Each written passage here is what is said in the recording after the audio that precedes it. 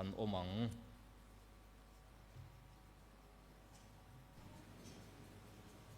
heng mi te bi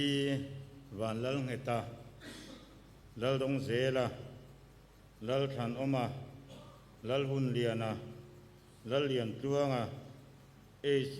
lal son ki mate hi ko khanu patan kanem nge do na niya an va hian ko randan zi kluak taka than nan ni vekem ni e heng mi te hi kan ko khan upa ni turin kan ko ran dan zi kluak taka than an ni ti in khom pui hi ka riat ti re tuna chuan in pa rukhan lo ding ula zona kan zo tanga masabera tangkhan kan ko ran thurin tele Christian nun kai hruai na te hi Bible zirti na dik tak niya ringin ipom ta tem bi van lal ngeta lal dong zela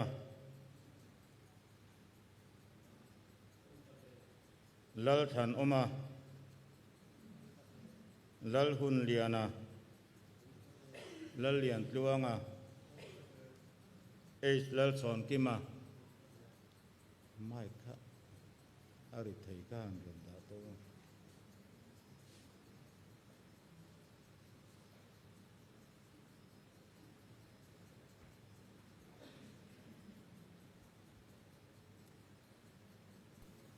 bauru akazawa ari thei ar tra hello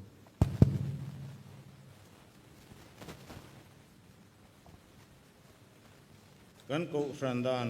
constitution hi ko fran in vandan tan ipom ta tem eslal son kima pom tla te lal lian tluanga pom tla te silal hun liana pom tla te lal than oma pom tla te lal dong zela pom tla te bi van lal ngeta pom tla te sarau thiang him le ko franin an ko chiang ngai hian